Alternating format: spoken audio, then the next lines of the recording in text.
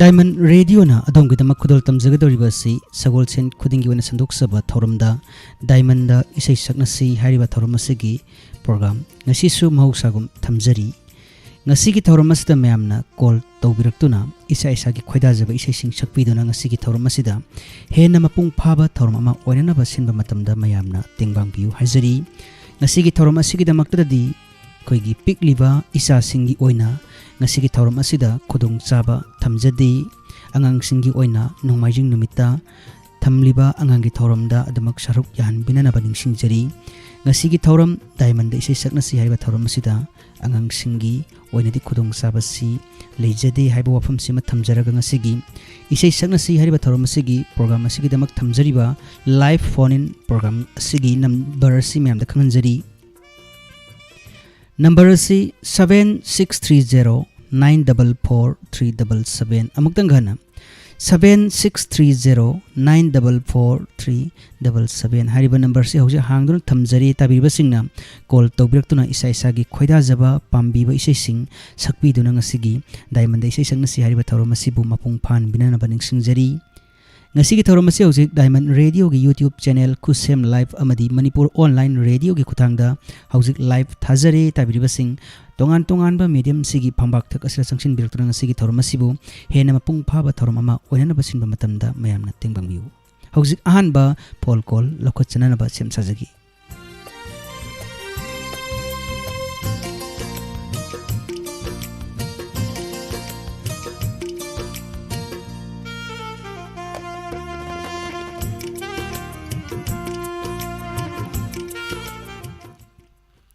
Hello. Hello, sir. Ngasi isai saknasi program oibira mata. Hoi mani. Ahan bada isagi mingal ifam ngasi khangjagi kana oibira bono muktang haibiramu. Live dagi Ranjita. Ranjita ngasi gi ahan ba caller waina phangjaba ikoi gi maike dagi adom bu thakat ba phongdok sari isagi khoida jaba pambi ba isai karam ba isai sakpi gadagi. Waiku film dagi Puspani na sakpa isai Puspani oram do malai jum khanbada. Waiku gi hoi hoi adudi sai se hobu yara bro hoi hobiro dudi taminasi chukke keda ninthi jaba nangse egi kanano chukke keda ninthi jaba nangse egi kanano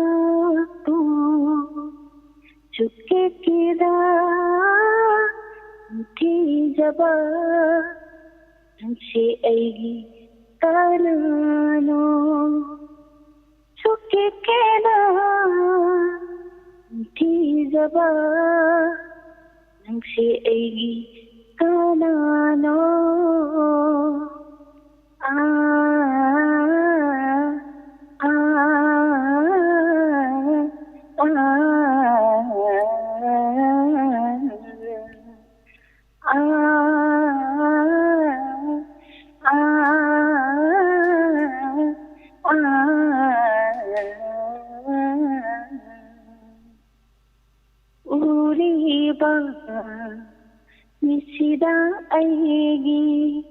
kaya da pajai ko nangsi kayada ningti zai nang se khaliba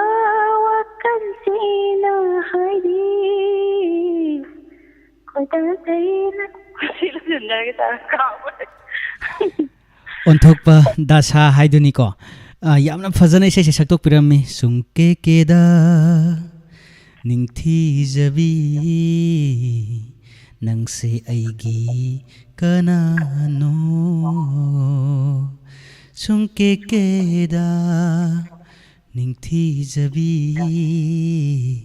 nangse aigi kanano onto na phajana saktok piram khre thagasari mathangi collar da khudong chapa pijage mathangi thorom da mu phaja phaja ba isai sing sakpi duna mayam gi pukning sumat pinana ba hotna biu haiba wafam si thamjaraga mathangi collar da khudong chapa pijari thagachari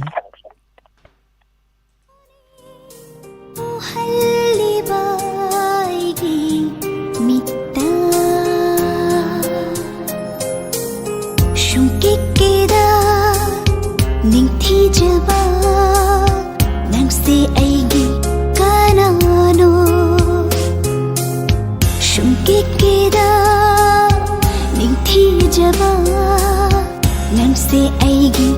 kanano hello hello ahan bada isagi mingale famga haibiu sabal tong mai le kai de thonga manan dinisa sabal tong badagi anindini haibini ko hoi sabal tong mai le kai de thonga manan dinisa hoi thagasari call to birakpa ani suba caller ni ado khonjel su yapna phajaye karam besai sakpi ga dojano isai yapna phajabam khak sakpi rakto mali amtang khangjage ba adubo kogi hai haiti haibase kogi khonga ka khange duni ko kogi saga dum khangani adu isai sikaram besai sakpi deino amtang haibiramu ba mata hanjage lakpane hagdo hoi adudi kogi yamna lira bisai ni ko adudi isai se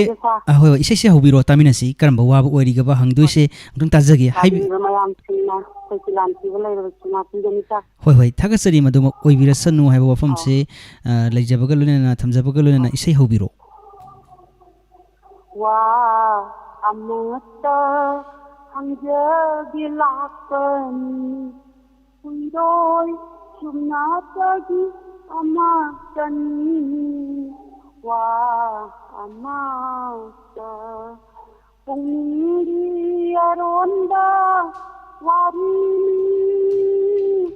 nakongani suhamdinu hajagenida wiragami Joiro loina lohi donu hanchiba tarava taglandama hoi haurani thamoi laiman wa amata hanjagi lakpani uidoi chupnatagi amatani wa amata nungtit na kari mapawu pupa kita malipada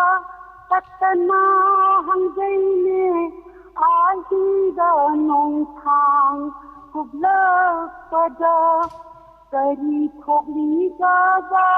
Nipai jai thamoina nanggi yai phabata khaliba punchina ishana ishabu kaururiba ashibu kari maram gino wa amata hanjagi lakpani kuiroi chumnatagi amatani wa amata loijere sa koigi isagi isai ngasai phajade na haibado isai haiti haibado isai haiti haibase isana sunga yabiranu ko matungdadi isagi isai onthokna fazana saktu pirakre thagatsari ado isai se wa amata hangjage lakpani haidana ko yamsu lirba isai amkhagni isai anauba je sakpi dadana isai ariba sakpi rise kari wakhal legi sir ai sagi sahi yankhai ga humdoi mari haijare angang oi haidagi dum isai jamdi pamakpa aduga khoji tampham chafam khangakta ba haidara aduga sum nunti jaina yamba matamda ri de sai ngapto se sum function gumba gai gumba sum tawrejo angang oi haidagi dum fast tare aduga khoi hujiki ahan matamda changa abani nunti gi bazar chale pungni waron se covid matamdadi yam toy toina phangmandana hapta ama mamongai re hujiki bazar hek hangba hobidagi nong mata taba phangre ngasi jaina kaithian ngan ta kuma agai nga sai digi lai du thar khoiram bang ngasi dadi phangan biyo na ja hoi ado koi ki khorum liba lai si karam ba lai bu oi rija nu ngasi se bor se yamna phajana pali ko khoi lai ni thau lai mre la tori se deida aina khongjom lom da olaga khoiram ne phone to di de he ma ngasi di nata ji sayimta khanjage pungni warol amta haijage haiba numi aina phone ji tawga khulani je lonora khoi phangan biyo na khoirammaga idi phone adum tawe na tradi Thagasari hoi akhoi gi yamna fajaba isana su fajaba wafam sing phongdok pira e akhoi gi makai degi su adom bu thagasari maramdi isana isai haiti haidana sa haibi khibodo isai haiti haibasi sunga yadre isai yamna fajana sakpirame akhoi gi makai degi ngamkhalitina thagasari mathangi thorom da su admak sangaina saru yabiu mathangi caller da khotong chapa muk bijari hello isagi mingle phong haibiu hello tajari isagi mingle phong haibiu ai kanone Sandiara ni habi bro hello bisantara do kana obira bano amtang habiu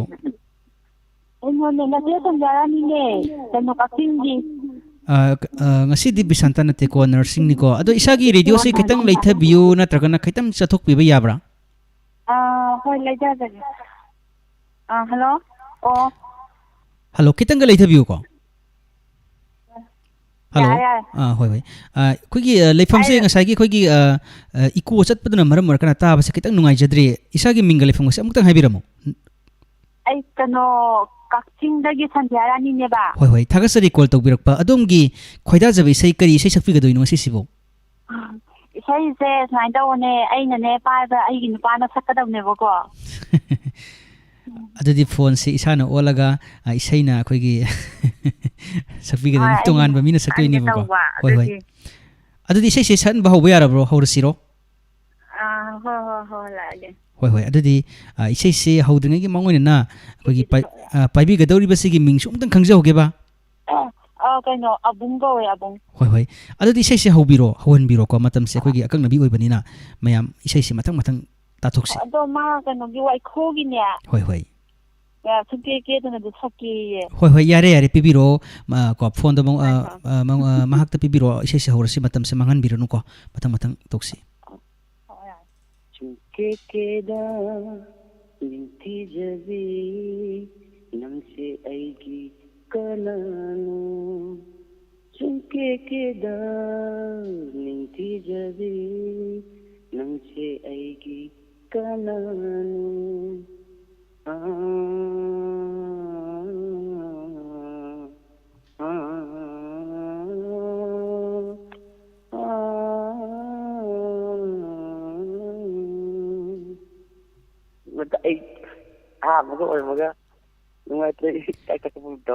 hoi adudi fare mathangi caller da khudong chaba pijaki aduga karam bai se sing saklai haiba se khoi mayam punna tamina sing asigi thorom mayam punna nungai minaba yaba maong da caller sing na su faja bai se sing saktuk piro ai khoi gi maikai dege so horen lushila pada isai macha pictrum khak sakna na sem sajari mayam ngasigi youtube ta laibiri ba sing isagi faja ba comment sing pibirak tano ngasigi thorom asibu he na puning thawut pirak pagi damak ta ai khoi gi maikai dege ngam khari tina thagar phongdok sari hello isagi mingle phong ga haibio Texam da githoi kari sei sakpi ga dona thoi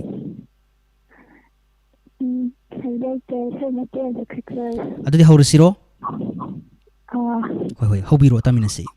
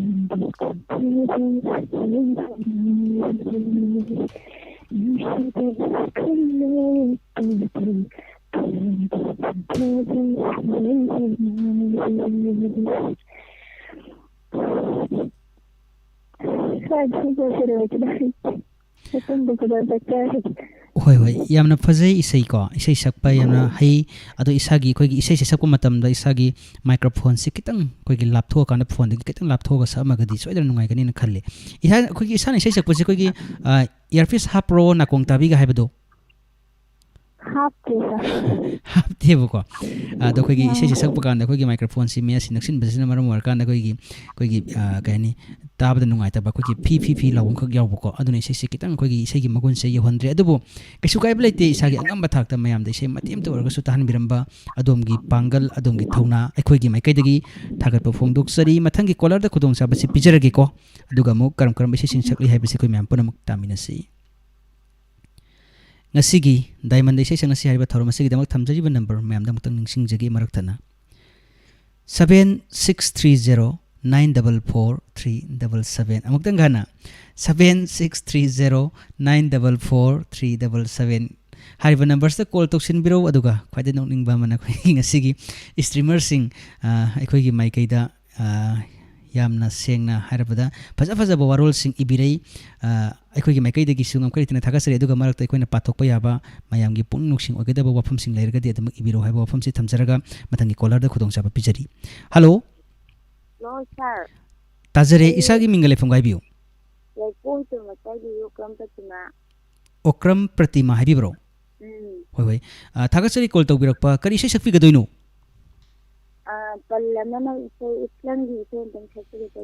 ꯑꯗꯨꯗꯤ ꯍꯧꯔꯁꯤꯔꯣ ꯍꯣꯏ ꯍꯧꯕꯤꯔꯣ ꯐꯖꯅ ꯁꯛꯊꯕꯤꯌꯨꯀꯣ ꯆꯤꯡꯌꯥꯒꯤ ꯂꯩꯀꯣꯜ ꯂꯩꯆꯤꯟꯒꯤ ꯂꯩꯔꯥꯡ ꯑꯩꯒꯨꯝꯅ ꯅꯈꯣꯏꯁꯨ ꯂꯩꯁꯥꯠꯇꯝꯂꯣ ꯃꯅꯤꯡ ꯇꯝꯅ ꯆꯤꯡꯌꯥꯒꯤ ꯂꯩꯀꯣꯜ ꯅꯈꯣꯏꯒꯨꯝꯕꯤ ꯑꯉꯧꯕꯤꯅꯤ ꯑꯩꯕꯨꯁꯨ ꯌꯥꯎꯍꯟꯕꯤꯌꯨ ꯏꯀꯨꯂꯨꯀꯤ ꯊꯥꯅꯁꯤꯁꯨ ꯅꯨꯃꯤꯠ ꯈꯨꯗꯤꯡ ꯁꯟଧ୍ꯌꯥ ꯃꯇꯝꯗ ꯍꯣ ꯅꯈꯣꯏꯒꯨꯝꯕꯤ ꯑꯉꯧꯕꯤꯅꯤ ꯑꯩꯕꯨꯁꯨ ꯌꯥꯎꯍꯟꯕꯤꯌꯨ ꯏꯀꯨꯂꯨꯀꯤ ꯊꯥꯅꯁꯤꯁꯨ ꯅꯨꯃꯤꯠ ꯈꯨꯗꯤꯡ ꯁꯟଧ୍ꯌꯥ ꯃꯇꯝꯗ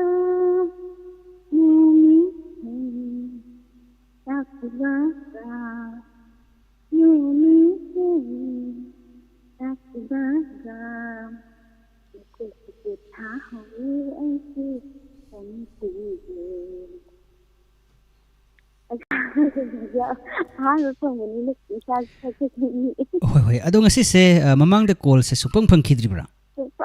ꯉꯁꯤꯅ ꯑꯍꯥꯟꯕꯅꯤ ꯑꯩꯈꯣꯏꯒꯤ ꯑꯇꯣꯞꯄ ꯄ꯭ꯔꯣꯒ꯭ꯔꯥꯝꯗꯁꯨ ꯀꯣꯜꯁꯦ ꯁꯨꯡꯐꯪ ꯐꯪꯗꯦꯕꯀꯣ ꯑꯇꯣꯞꯄ ꯄ꯭ꯔꯣꯒ꯭ꯔꯥꯝꯗ ꯄꯨꯛꯅꯤꯡꯒꯤ ꯋꯥꯔꯣꯜꯗ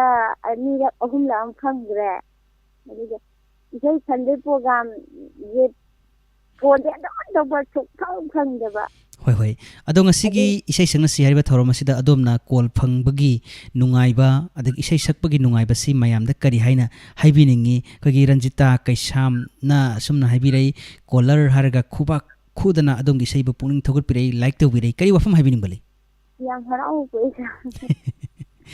ꯍꯣꯏ ꯐꯔꯦ ꯑꯗꯨꯗꯤ ꯃꯊꯪꯒꯤ ꯀꯣꯂꯔꯗ ꯑꯃꯨꯛ ꯈꯨꯗꯣꯡꯆꯥꯕ ꯄꯤꯖꯒꯦ ꯃꯇꯨꯡꯒꯤ ꯇꯣꯉꯥꯟꯕ ꯊꯧꯔꯝꯁꯤꯡꯗ ꯁꯔꯨꯛ ꯌꯥꯕꯤꯌꯨ ꯂꯦꯞꯇꯅ ꯗꯥꯏꯃꯟ ꯔꯦꯗꯤꯑꯣꯒꯤ ꯁꯟꯗꯣꯛꯆꯔꯤꯕ ꯊꯧꯔꯝꯁꯤꯡ ꯑꯁꯤꯒꯤ ꯃꯇꯥꯡꯗꯁꯨ ꯑꯗꯣꯝꯒꯤ ꯑꯩꯈꯣꯏꯒꯤ ꯍꯥꯏꯕꯤꯅꯤꯡꯕ ꯄꯨꯛꯅꯤꯡꯒꯤ ꯋꯥꯔꯣꯜ ꯍꯥꯏꯇꯥꯏꯀꯣ ꯃꯗꯨꯁꯨ ꯑꯗꯨꯃꯛ ꯃꯌꯥꯝꯗ ꯐꯣꯡꯗꯣꯛꯄꯤꯔꯛꯎ ꯍꯥꯏꯕ ꯋꯥꯐꯝꯁꯤ ꯊꯝꯖꯔꯒ ꯃꯊꯪꯒꯤ ꯀꯣꯂꯔꯗ ꯈꯨꯗꯣꯡꯆꯥꯕꯁꯤ ꯄꯤꯖꯒꯦ ꯑꯗꯨꯒ ꯃꯊꯪ ꯇꯥꯃꯤꯟꯅꯁꯤ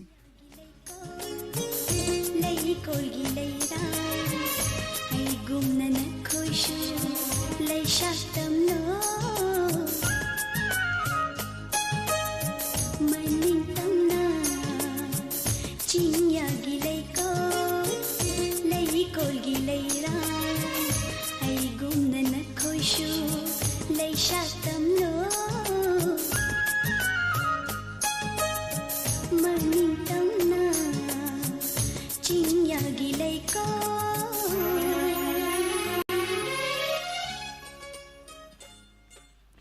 Hello. Hello. Isagi mingle from Hibio. Chapa maya kay Priyovati. Priyojini Hibro. Priyovati. Priyoberti. Konjeliam Fazaye. Kaisabige. Kero kadeda. Hoi ado ahanbada adumgi khoida jabi sei kari sei sakpi gadoino. Aye imaugi palem nangun sibido angang sapodo sakera ketawa. Hoi yaye kaisu kaide ko mayamna isei sakpasi aduma ekoi mayam puna tamina si haidana ngasigi isei sakna si haiba thorom si thamjari ni adudi isei si hauba yarabra haurasiro. Hauragi. Hoi haubiro. Palem nangun sibi o ima pukavi. Nacha aibu thadoglam kaidano chaliba. Nacha aibu thadoglam kaidano chaliba. Nahalai trabada, nahang trabada, kanada ima, hai na kauruni, palenang gunung cibi, ko ima pukabi. Imanabi kayana ang ito na iman samjagi Karigomta haise hogi isagi sei se kogi yamna phajana su sakpirammi isei sigi kogi pambiruri se kari matang gino amuktang haibirambe yabra mayamda ai tum pamjawa tare ima pale ima da yam nuksijawa ado kogi ima se leikidrabro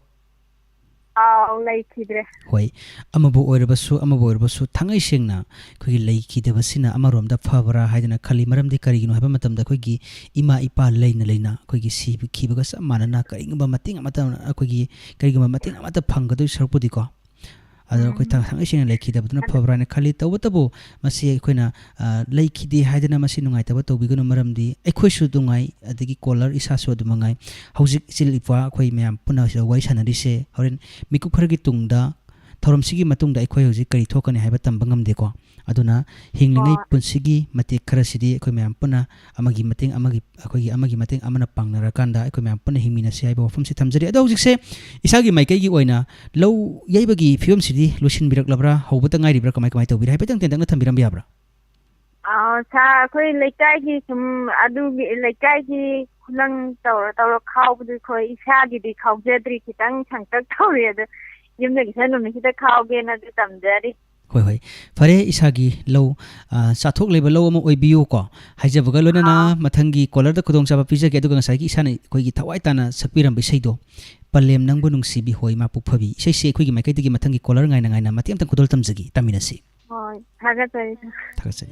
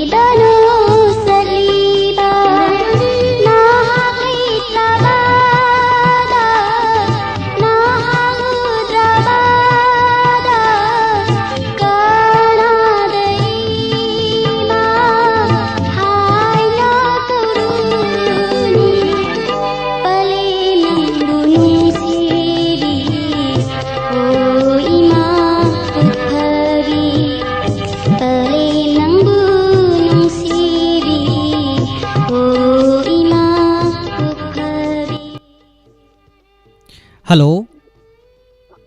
Hello. Tazare khonjel se pabung ibotombi malida chumbibro. Sare tise mama ne pai di. Lapo ibo tani sa. Chumme aina khanjaba adumak chumme. Ado pabung asigi thorom masina adom batara noksari khonjel su ta kidaba koire ipaisa su thengna khidre. Kari isai sakpi gadoinu. Sa misi di aisana simjaba simne sekere ke pai yang gai tha da mani ne na ne sekere ke sa. Adadi pabung haurasiro. Okay ke sa. Hoi haubiro. लागे लागे ही आंगई था मेरा कोई मुगी लंगाई सीधा Lyra आनंद कयागी हरोमी no चंजब था लागे लागे ही आंगई था मेरा पुनुगी लंगाई सीधा मेरा पुनुगी लंगाई सीधा लई पकबा था जैसे पूरगंशी मुखवानी कया ओला नहीं था तुम नरमी लागले मशीसु इल्लबथा मबुओ पापुन मना लागले मशीसु चाको जबथा लागले ही आ गई था मेरा पुनुगी लंगाई सीधा मेरा पुनुगी लंगाई सीधा थाली थानी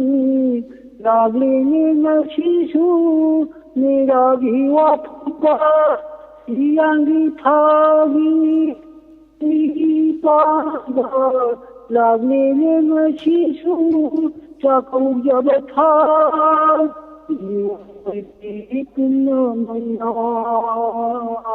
याथपोगेन पिजबथा निवोयबी पुनमना याथपोगेन पिजबथा लागले लागले ही आ गई था मेरा पुनुगी लंगाई सीधा लागले ही आ गई था मेरा पुनुगी लंगाई सीधा मेरा पुनुगी लंगाई सीधा मितांगे शेरसिंगे के साथ Thagachari pabung Ranjita Kaisam adagi koigi Binota Khetri ko adagi tongan ba mioi singna koigi pabunggi isai yamna phajana thagappiri Robert Yumna mangang sana sumna habiri pabung ibotombi bhalo jai hadna koigi khurumbagi emoji khuba khubari akoi khuba khubirei adagi like tawbirei pabung kari habiring bale. Hello. Laibak thibani pabung line si pabung na kakthat pikre mathangi caller da khudong saba pijari. Hello. Hello.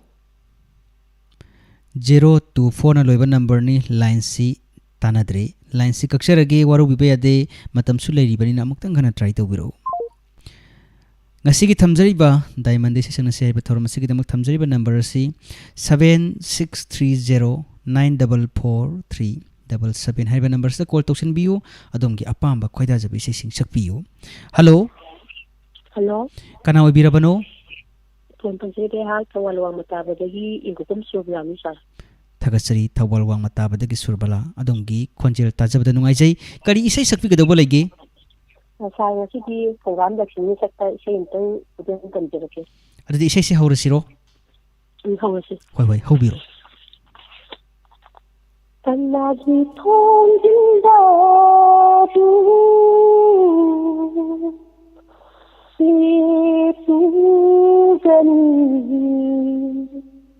ngol oi tulsina tali pan thau nung ra khaga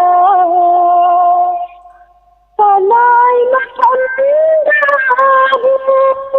oi laruni nung ma phado sasaninga ipam lamdam nungsiba kanagi thongildaru lepugani ningol oidi pulsina aigi magi khaidokna kile thagai amamam oina kile aigi magi khaidokna kile thagai amamam oina kile ngol punsi lapnarani ipil ilo songan kili yumlet amamam panna kili matam di fongai sunna kanai mapandaru oi naruni oi naruni kanagi thongildaru lepugani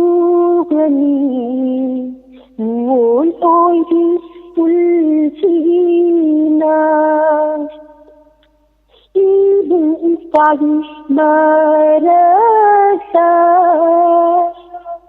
kanadahana thuni ibun ipagi marasa kanadahana thuni amadahana thunure amanahita warokini niyon punchi tolida mapokina tamlamida kanai mapandaru oi naruni kanagi thongildaru lepugani ngol oidi pulsina ngol oidi pulsina ngol oidi pulsina. Thank you, sir. Thagachari ado ngasagi hojiki isai se loramdagi mamaida khoi hik kappadong tobdo sa kari hada hojiki khoi isai se loramdagi losilakpagi hik kappadong tobom khoi yauki tappi sa ado piga taki bro khoi pi taba nang hobro nang hawi sa kanone sai du phungam lakshmi ne sakada tang kappagi mati amju haki ado ai midi sei sakada ai pi sa taraga su ka khore hoi ama borabasu ontona fajana isei sakto pirakre adu gai khogi mekai dege mukten tan hangjaning ba wafamda handaki ningol chakau basibu kamdo bikige isadi chatpi brana tragana isagi ichasing ningol chakau bibro kamai to bikige amtang paudam birammo handaki ningol chakau bise achiki mati ngai je haide bitare bu pajina masan adagi machi hakpu fajana chakau bi adi ai machi ai ichasing fajana tin chakau je haide bitare sa hoi kanagumba kharadi egi dakina se mandi tawda yaroi gaina khoi gi hek tabada nungai ta bofam aduma ikona tamak thina jai ko adu isana di isagi laikai da thokpa thawdo wa thok hai tai dakina se mandi tawdar gadi la oi gaina haiba adugum laba wafam gadi tabi bra kamai tawi sa dakina gi matang si hoi laikai da hoi thokta bada ti ai dakina taw ti yami yamde haiba se adu sa masi ai wakandadi din pasina hapa mi ba pose kadum yari na khanjari da sa hoi Tagasari isagi yamna fajakraba wakalon ngasigi mamal yamna wakalon si ngasigi Diamond Radio gi isai sangna siai ba thorom sida adomna phongdok pirami aikoi gi maikei dagi su tagasari matung tarakpa tongan tongan ba thorom singda adom su adomak saruk changnai na yaba ngamba oibiu ana ye yaudana lebi kho haiba wafam si thamjaraga mathangi kolar da khudong saba pijagi tagasari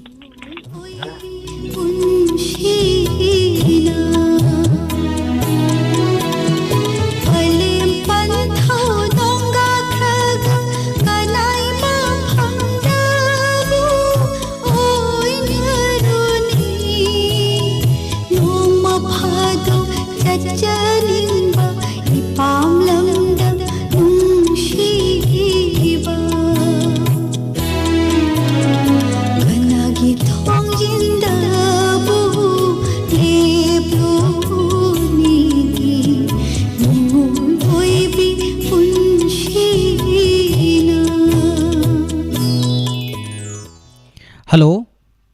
Hello. Isagi mingale from Gahabiu. Hi, Kawan Poden Garamide Bidiani. Conjil si yam tuna haye isagi conjil se kuya wangang matam de yam tubi bro kamai tawgi kitang tapthabi ba bro Krangang badam tu bane sa. Aw khata da pa hala ke sa. Hoi hoi.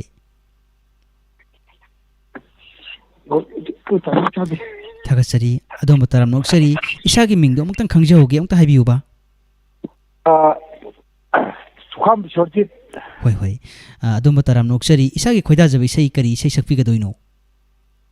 Bisharuki sei anda sakse ke taun. Hoi hoi. Ade haurasira.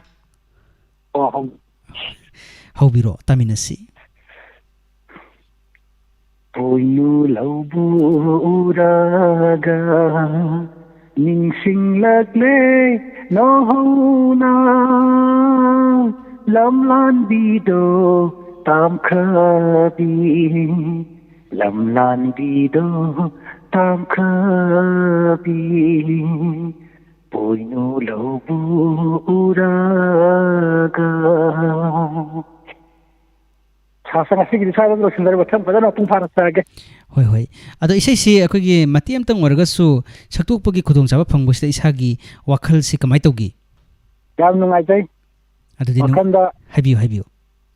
wakhanda yam nungai ja phobje smaina nong phato akoi ju asig tin ha ba smaina isai picture je hoi hoi ada chagi pakhat poi la poi da to mathang da phadana ai sakcharage hoi hoi amabu orasu adomna nungaina saktuk pirambe isai ekhogi maikai digi matiam tang khudol tamjagi aduga muk nungai basi lominasi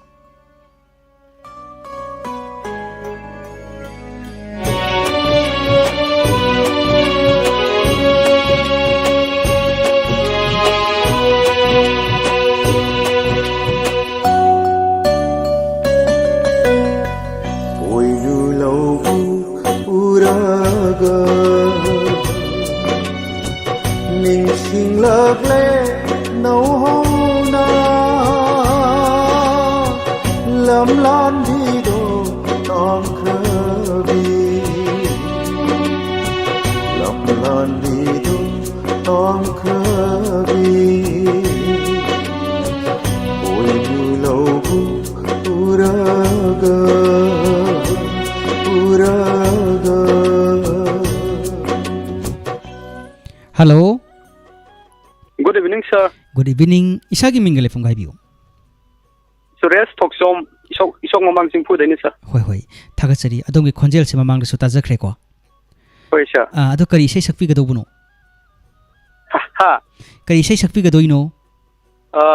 Swami Kumar sakhi vai sem tang matong tamjarake, sir. Hoi hoi. Ado marak sida isai sha hudringai da ikenom khakson da YouTube ki kamel da haitai ko. Kugi robot jumna mangang sana ngasi se sanara kari chak chabira bra kari mathen chabira ge se kugi pura nungsi kumkung ya haitai robot jumna. Ado pakhu moina hauju phawa ikoi chak chajadri adubu kugi nau bisanta di chakre adu baidi thorom silor kana sajaga doini haibo wafam sina mayam ge pakhu moina thamjara kan da isai akoi isagi isai si haurasiro. Haujarage, sir. Hoi hoi haubiro taminasi. Jai theng amagi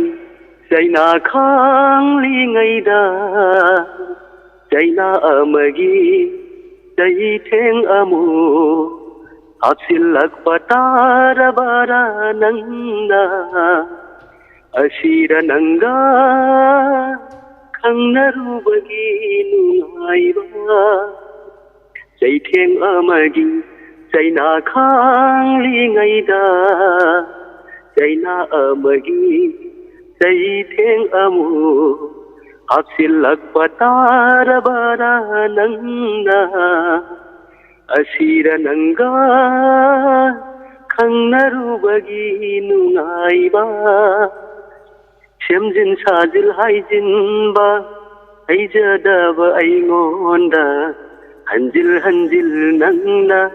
Aran badi tahalvinu Semjin sajil haijinba Haijadaba aingonda Hanjil hanjil nangna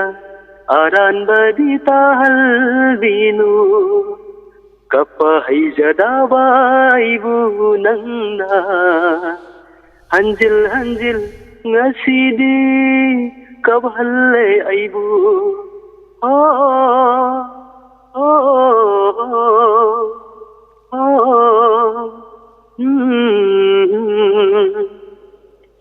Thamoi nangsu tumilna amukta dilai khone mahakta butatana karigi nishinglakli Thamoi nangsu tumilna amukta dilai khone mahakta butatana karigi nishinglakli lepadaware punsigi mamal achik pasida pothakige kaidau bage pothakige kaidau bage Jaitheng amagi Jaina khangli ngaida Jaina amagi Jaitheng amu Hapsilak patarabara nangna Asira nanga Khangnarubagi nungaiba Asira nanga Khangnarubagi nungaiba Khangnarubagi nungaiba Loisinjaraga sa Isagi khonjel sing asigi YouTube to tabiriba channel asigi nungsijarba streamer sing yamna phajai haidana yamna kanna thagat pirai kari wafam thambining balai haijaba nate sa kem khangjaba nate sum pamjaba diamond gi sigumba programs ta srop yamna yajaningba aduna sum srop yajaba nei haijak hoi hoi fare adadi mathangi caller da khudong chaba pijaraga mukam kram bai sesing saglai haibase khoi mem puna mutaminasi thank you thagasari Jaina khangi ngaida Jaina amagi Jaitheng amu Hapsilak patarabara nangna Asira nanga Khangnarubagi nungaiba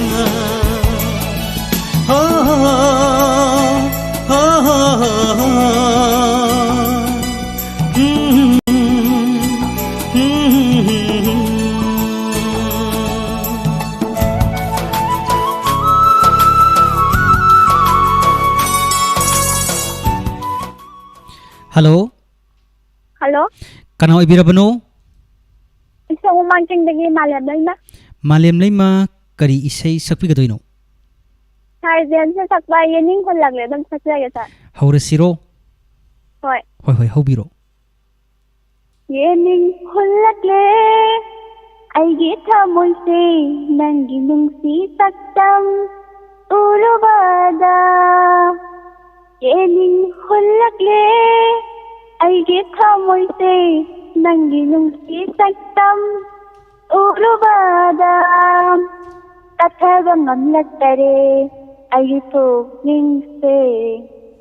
kathaga ngamlaktare aigi wakhalse nangi saktamna yakai hallare nangi saktamna yakai hallare yening khulake aigi thamoyte nangi nungsi saktam urubada amlamdaba nungsiba ꯈꯪꯍꯜꯂꯦ ꯅꯪꯅ ꯎꯔꯨꯕ ꯌꯦꯡꯂꯨꯕꯗ ꯅꯪꯒꯤ ꯁꯝꯍꯠꯄ ꯁꯛꯇꯝ ꯑꯩꯒꯤ ꯇꯧꯅꯤꯡꯕꯅ ꯈꯝꯕꯟꯕꯁꯨ ꯍꯩꯔꯛꯇꯦ ꯃꯤꯀꯨꯞ ꯑꯃꯠꯇꯁꯨ ꯀꯥꯎꯕ ꯉꯝꯗꯔꯦ ꯃꯤꯀꯨꯞ ꯑꯃꯠꯇꯁꯨ ꯀꯥꯎꯕ ꯉꯝꯗꯔꯦ ꯅꯪꯕꯨ ꯆꯠꯂ ꯁꯝꯖꯔꯒꯦ ꯊꯥꯒꯠꯆꯔꯤ ꯑꯩꯈꯣꯏꯒꯤ ꯑꯣꯟꯊꯣꯛꯅ ꯐꯖꯈ꯭ꯔꯕ ꯏꯁꯩ ꯑꯃꯈꯛ ꯁꯛꯇꯣꯛꯄꯤꯔꯝꯃꯤ ꯑꯗꯣ ꯏꯆꯟ ꯏꯕꯦꯝꯃ ꯇꯥꯕꯤꯕ꯭ꯔꯥ ꯇꯥꯖꯩꯌꯦ ꯁꯥꯔ ꯑꯗꯣ ꯉꯁꯤꯁꯦ ꯑꯩꯈꯣꯏꯒꯤ ꯏꯁꯩꯁꯦ ꯑꯍꯥꯟꯕ ꯉꯁꯤꯅ ꯁꯛꯄꯤꯕ ꯑꯣꯏꯕꯤꯔꯕ꯭ꯔꯥ ꯃꯃꯥꯡꯗ ꯏꯁꯩ ꯁꯛꯄꯒꯤ ꯈꯨꯗꯣꯡꯆꯥꯕ ꯐꯪꯈ꯭ꯔꯕ꯭ꯔꯣ ꯁꯥꯔ ꯏꯁꯩ ꯁꯛꯄꯒꯤ ꯈꯨꯗꯣꯡꯆꯥꯕ ꯐꯪꯖꯈꯤꯗ꯭ꯔꯤ ꯍꯣꯏ ꯍꯣꯏ ꯊꯥꯒꯠꯆꯔꯤ ꯃꯥꯂꯦꯝ ꯂꯩꯃ ꯑꯗꯣ ꯃꯊꯪꯒꯤ ꯀꯣꯂꯔꯗ ꯑꯃꯨꯛ ꯈꯨꯗꯣꯡꯆꯥꯕ ꯄꯤꯖꯔꯒꯦ ꯑꯗꯨꯒ ꯀꯔꯝꯕ ꯏꯁꯩꯁꯤꯡ ꯁꯛꯂꯛꯏ ꯍꯥꯏꯕꯁꯤ ꯑꯩꯈꯣꯏ ꯃꯌꯥꯝ ꯄꯨꯟꯅ ꯑꯃꯨꯛ ꯂꯧꯃꯤꯟꯅꯕꯒꯤ ꯇꯥꯟꯖꯥꯁꯤ ꯂꯧꯃꯤꯟꯅꯔꯀꯥꯟꯗ ꯃꯊꯪꯒꯤ ꯏꯁꯩꯁꯤ ꯇꯥꯃꯤꯟꯅꯁꯤ ꯑꯗꯨꯒꯤ ꯃꯇꯨꯡꯗ ꯑꯃꯨꯛ ꯇꯣꯉꯥꯟ ꯇꯣꯉꯥꯟꯕ ꯉꯁꯤꯒꯤ ꯃꯈꯜ ꯃꯊꯦꯜ ꯍꯥꯏꯇꯥꯏꯀꯣ ꯇꯣꯉꯥꯟ ꯇꯣꯉꯥꯟꯕ ꯊꯧꯔꯝꯁꯤꯡꯁꯨ ꯂꯩꯔꯤ ꯃꯊꯪꯒꯤ ꯀꯣꯂꯔꯗ ꯑꯃꯨꯛ ꯈꯨꯗꯣꯡꯆꯥꯕ ꯄꯤꯖꯔꯤ hello hello good evening sir good evening ꯏꯁꯥꯒꯤ ꯃꯤꯡꯒ ꯂꯩꯐꯝꯒ ꯍꯥꯏꯕꯤꯌꯨ ꯀꯅꯥ ꯑꯣꯏꯕꯤꯔꯕꯅꯣ ꯀꯩꯁꯥꯝꯊꯣꯡ ꯌꯦꯂꯥꯝꯕꯝ ꯂꯩꯀꯥꯏꯗ ꯑꯦꯂꯥꯡꯃ ꯔꯣꯕꯤꯇꯥꯅꯤ ꯁꯥꯔ ꯊꯥꯒꯠꯆꯔꯤ ꯌꯥꯝ ꯔꯣꯕꯤꯇꯥ ꯍꯔꯥꯎꯋꯦ ꯀꯣꯜ ꯇꯧꯕꯤꯔꯛꯄ ꯊꯥꯒꯠꯆꯔꯤ ꯀꯔꯝꯕ ꯏꯁꯩ ꯁꯛꯄꯤꯒꯗꯣꯏꯅꯣ ꯔꯣꯕꯤꯇꯥ ꯈꯦꯇꯤ ꯃꯌꯨꯝꯒꯤ ꯁꯤꯁꯣꯗꯤꯒꯤ ꯏꯁꯩ ꯑꯃꯈꯛꯇ ꯁꯛꯆꯒꯦ ꯁꯥꯔ ꯑꯗꯨꯗꯤ ꯏꯁꯩꯁꯦ ꯍꯧꯔꯁꯤꯔꯣ ꯑꯧ ꯁꯥꯔ ꯍꯧꯖꯔꯛꯑꯒꯦ ꯍꯣꯏ ꯍꯣꯏ ꯍꯧꯕꯤꯔꯣ ꯆꯨꯔꯝꯕ ꯅꯣꯡꯁꯨ ꯂꯦꯞꯈ꯭ꯔꯦ ꯁꯪꯕꯥꯟꯅꯔꯦ ꯆꯤꯡꯌꯥ ꯇꯝꯌꯥ ꯌꯦꯅꯧ ꯌꯦꯅꯤꯡꯒ ꯂꯣꯏꯅꯅ ꯌꯦꯡꯂꯨ ꯌꯦꯡꯂꯨ ꯄꯨꯛꯅꯤꯡꯗ ꯏꯅꯧ ꯇꯅꯧꯔꯦ ꯄꯨꯛꯅꯤꯡꯒꯤ ꯋꯥꯈꯜ ꯏꯅꯧ ꯇꯅꯧꯔꯦ ꯄꯨꯛꯅꯤꯡꯒꯤ ꯋꯥꯈꯜ ꯅꯤꯉꯣꯜ ꯊꯃꯣꯏ ꯏꯔꯪ ꯂꯥꯡꯉꯤ ꯆꯨꯔꯝꯕ ꯅꯣꯡꯁꯨ ꯂꯦꯞꯈ꯭ꯔꯦ ꯁꯪꯕꯥꯟꯅꯔꯦ ꯆꯤꯡꯌꯥ ꯇꯝꯌꯥ ꯅꯨꯡꯗꯤꯡꯅ ꯆꯥꯝꯕꯗ ꯉꯁꯤꯗꯤ ꯏꯐꯗ ꯐꯖꯔꯦ ꯌꯦꯡꯂꯨ ꯌꯦꯡꯂꯨ ꯈꯨꯗꯤꯡ ꯅꯣꯡꯂꯤꯡꯅ ꯆꯥꯝꯕꯗ ꯉꯁꯤꯗꯤ ꯏꯐꯗ ꯐꯖꯔꯦ ꯌꯦꯡꯂꯨ ꯌꯦꯡꯂꯨ ꯈꯨꯗꯤꯡ ꯑꯩꯒꯤ ꯊꯃꯣꯏ ꯅꯨꯡꯉꯣꯜꯂꯦ ꯍꯩꯅꯪ ꯂꯩꯅꯪ ꯄꯨꯝꯕꯗ irang langi uru kuding inau tanauri pungning giwakan inau tanauri pungning giwakan ningon thamoy irang langi jumkhangi machuna ning thibani lamjin ma malangna ingau ngau bani jumthangi machuna ning thibani lamjin ma malangna ingau ngau bani sigla sanguna phajabani lamjin bi thamoina pothadare inau nau re uru khuding churamba nongsu lekhare sambanare sinya tamya inau yeninga loinana inu inu kudinda inau tanaure puningai waka inau tanaure puningai waka ningon thamoy irang langi ningon thamoy irang langi sara sada losinjarage ꯊꯥꯒꯠꯆꯔꯤ ꯔꯣꯕꯤꯇꯥ ꯑꯣꯟꯊꯣꯛꯅ ꯐꯖꯅ ꯁꯛꯄꯤꯔꯛꯈ꯭ꯔꯦ ꯉꯁꯤꯒꯤ YouTube live comment ꯆꯦꯠꯀꯤ ꯈꯨꯠꯊꯥꯡꯗ ꯌꯥꯎꯕꯤꯔꯤꯕ ꯑꯩꯈꯣꯏꯒꯤ ꯁꯒꯥꯛꯄꯝ ꯑꯟꯖꯥꯟꯅ ꯑꯁꯨꯝꯅ ꯍꯥꯏꯕꯤꯔꯛꯏ colour ꯑꯁꯤꯅ number 1 ꯇꯥꯔꯦ ꯉꯁꯤꯒꯤ ꯍꯥꯏꯗꯅ ꯈꯨꯕꯥꯛ ꯈꯨꯕꯤꯔꯛꯏ ꯂꯥꯏꯛ ꯇꯧꯕꯤꯔꯛꯏ ꯀꯔꯤ ꯋꯥꯐꯝ ꯍꯥꯏꯕꯤꯅꯤꯡꯕ ꯂꯩ ꯇꯦꯟꯇꯛꯅ ꯊꯝꯕꯤꯔꯝꯃꯨ yam harawi ai haijaraga sakjabadi natte adubu live seki mayam na ibu thaga pirapa ai yam harawi ngamthi letana thaga sari mayam so ada kitang haijara hoi hoi fare robita adom na call tawbirak tuna adom gi apam bisai su sakpira khre khoi gi maike digi su thaga sari mathang gi caller da ma khudong chaba se pijarage aduga karam bisai sing saklai haiba se koi mam punam yingminasi hello hello isa gi mingle fam ga haibiu ai tezpurdagi elangbom ngobwa makhar tai tezpurdagi elangbom ngobwa thaga sari call tawbirak pa lam su yamna lapna tawbirai kari se sakpi ga doino mutang haibiu thai amma twai gi eta thakta jagi hoi hoi adudi se haurasiro ha hauti hoi hoi haubiro ai mam puna tamina gi tanja silongminasi haubiro irim nawa taw vibam kabla kanu tugloni tanglo iki kulakni kumlin tungkul taloni ikumiyum datang lupatang kanana kumlang hilakani irim nawa taw vibam kapla kanu tuguni kapla kanu tuguni inung tay nangalaga isyal tatingay inung tay nangalaga isyam na lokta kumdingay laikai iche inem sengi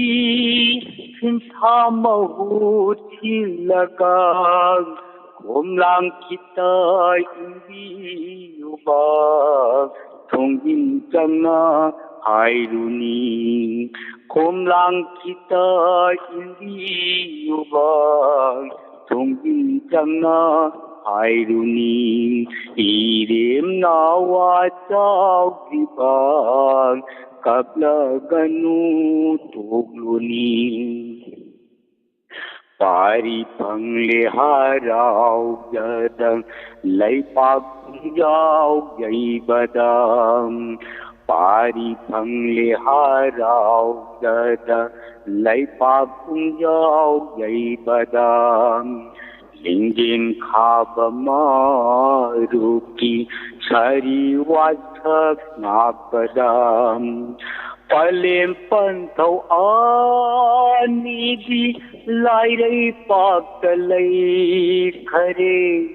palem tinglau udiba pantau mathak khamdiba nangna tuina kablak laga isin khamoy laingamdari nangna tuina kablak laga isin khamoy laingamdari irim nawa taw gibang kabla kanu tuglunin tanglo isik kulagni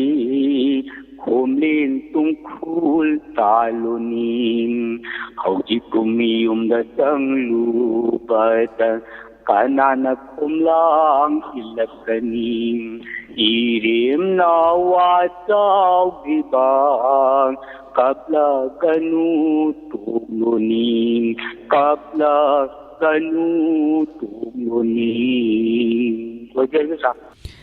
Thagasari onthongna phajana isai se sakpira khre isai si sengna hajarabada ayak amukta tajadri ngasina ahanba tajabani isai sigi saisakpaje saisakpise haipetang khangbiragadi haipetang haibiramo kana haibirabano kari haibiba hello network se kitang nungaitre ko kogi taba se pat tatle oi isai gi saisakpise khangbibaro kai kumni ko chungalo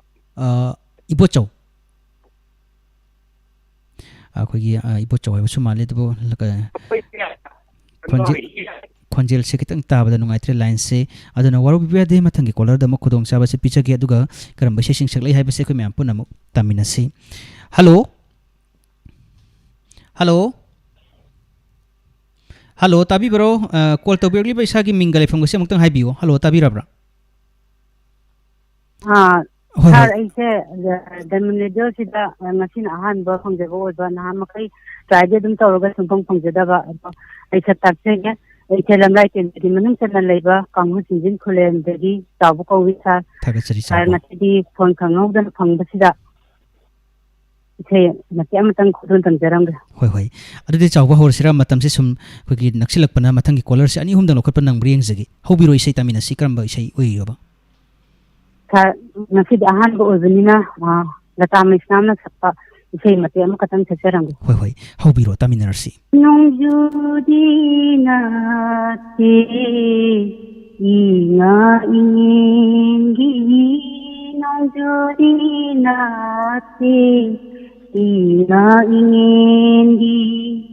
pirangi aigi nidu anidai nangun singlapa niku kudin Lepalaitana sintharakini Lepalaitana sintharakini Nongjudinate ina ingendi Nongjudinate Aigi manglanda Laklamni nangna Timlamni aibu Warau haina Aigi manglanda Laklamni nangna Timlamni aibu Warau haina Wajatlamni nangna Halaki numa wasatlamni nangna halaki numa imagiyathang pangsoklam laga imagiyathang pangsoklam laga nongjudinate ina ingendi Nongjudinate Sir, nasi ahan go oibanina matang side isai nasi sidang aga loisinjage Thagat sari chawba adongi sei tabira kanda ngasigi streamer singna doki matik thagat pa phongdok pirei adom bo thagat sari chawba mathangi caller da muk khodong chaba pijage aduga karam karam sei singsak lai haba semo ekhoi gi mai kai digi amuk tahan jana na ba thorang tawjage ngasigi caller Hello Hello Good evening, sir. Thagat sari adom bo taram noksari karam bai sei sakpi gadage kana oibira bano isa gi mingle phong haibiu Irengman sabal lekai dagi boton. Thagat sari adom bo taram noksari isai si hoba yara bro Haujaragi. Hoi hoi hobiro tamina Angami si bo chone sakuni na tok tamjiraki. Hobiro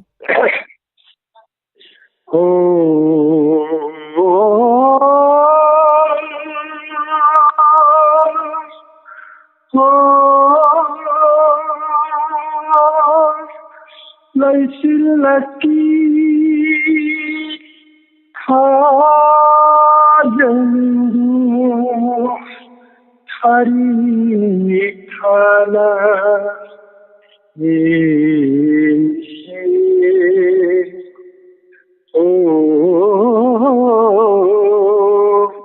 Laisilaki khajandu Hari kale yeliye ikhulangi jiglasi inanongu ngairi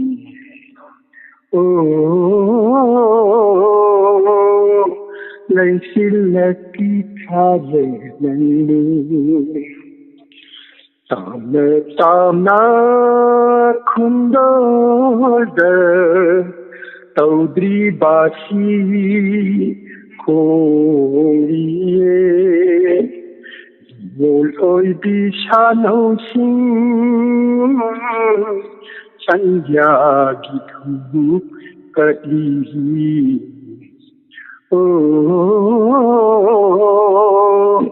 ꯂꯩꯁꯤꯜꯂꯛꯀꯤ ꯊꯥꯗ ꯅꯪꯕꯨ ꯄꯂꯦꯝ ꯁꯛꯄꯤ ꯃꯇꯦꯡꯅ ꯃꯗꯨ ꯅꯤꯡꯊꯧ ꯄꯣꯔꯤ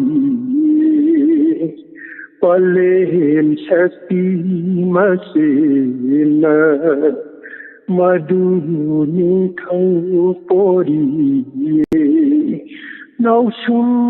이세이 척라두나 나우숨 이세이 척라두나 말랑 이시 템리 오 랭실라키 타르네루 Yaduk lamhang sinya tamya Uina sandal pairi Yaduk lamhang sinya tamya Uina sandal pairi Zindagi shani khonre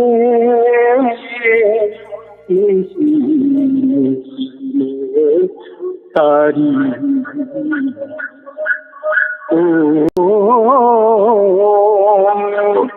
Laysilaki thadai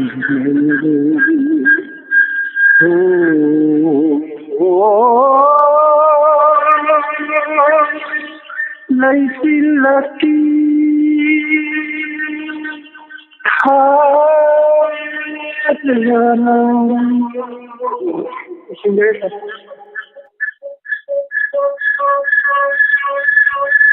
Hello?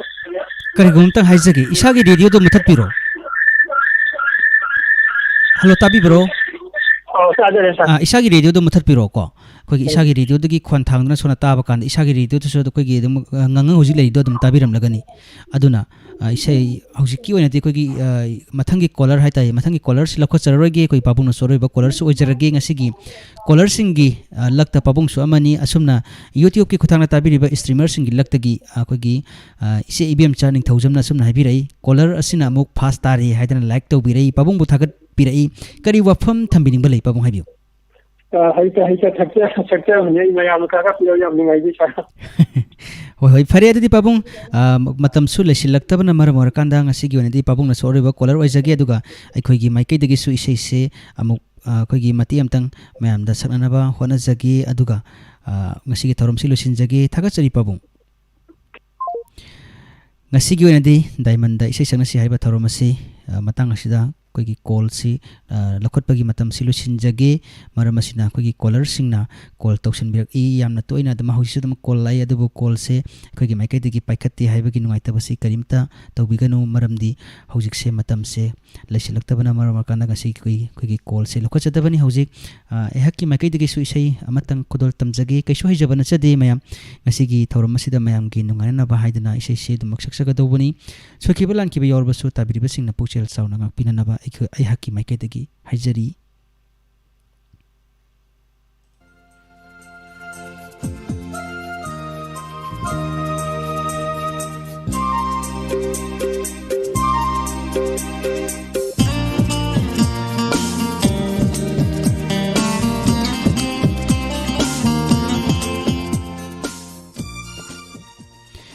ngasigi ai hak na saksa gadori baisi si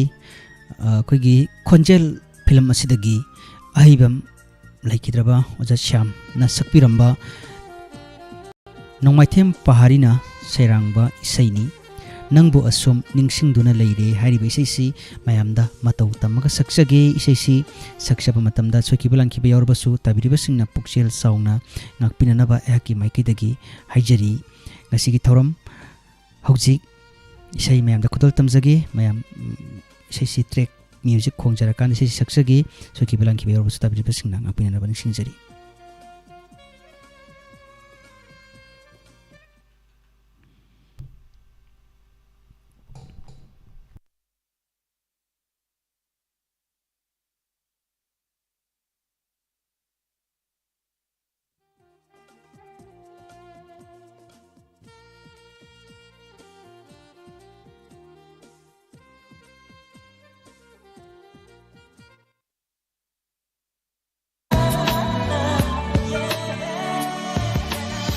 Nangbu asum ningsingduna leire mikup ama nangbu kauge namre lamdam kaida zatlaga aibu lamdam kaida zatlaga aibu potha sige mikup amatang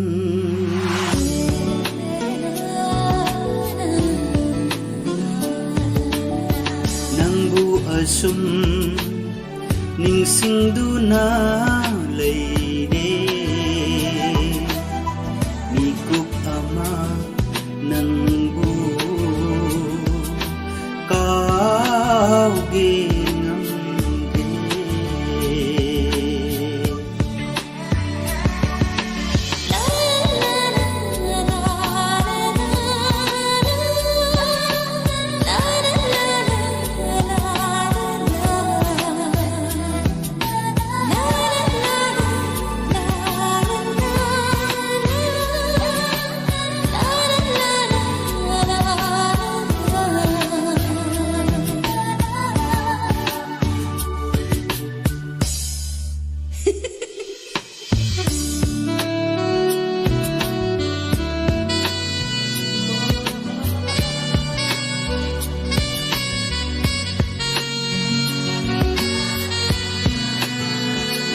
Ahingdo karamna hauki khang haude manglando asumna kai khini khallude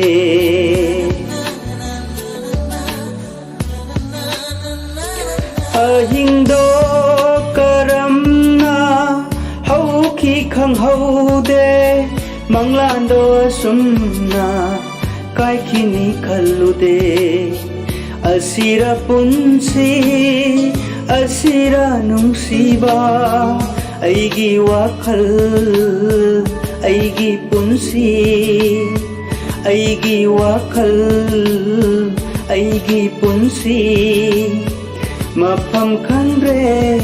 aigi pung on ole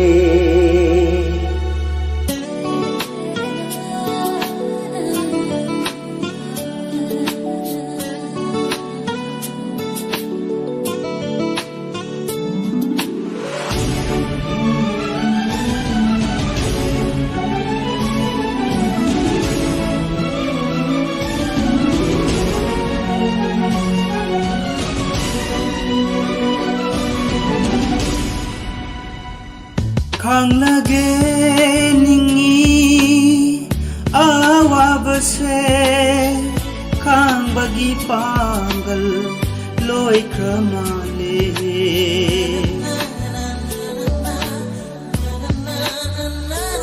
khang lage ningi awabase khang bagi pangal loi kramale Asum na asum hingba tare aigi wakhal aigi punsi aigi wakhal aigi punsi mafam khangre aigi pungpun ole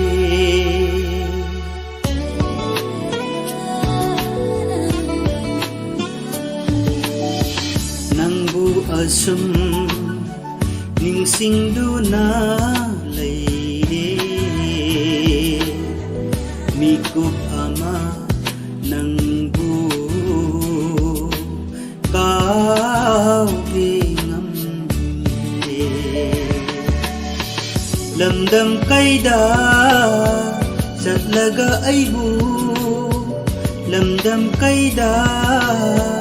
zatlaga aibu potha sige mikup amatang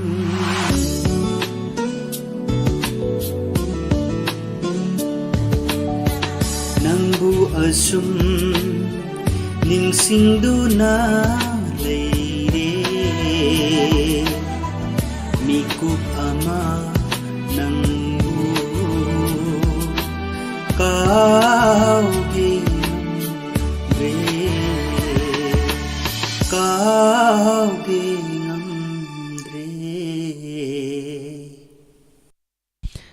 Thank you, mayam.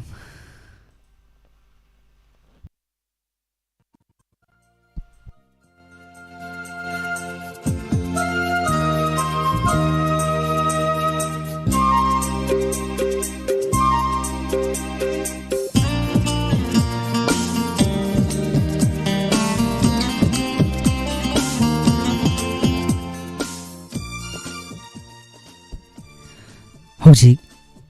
saksaki ba isai si mayam na yamna thagat pirei adubu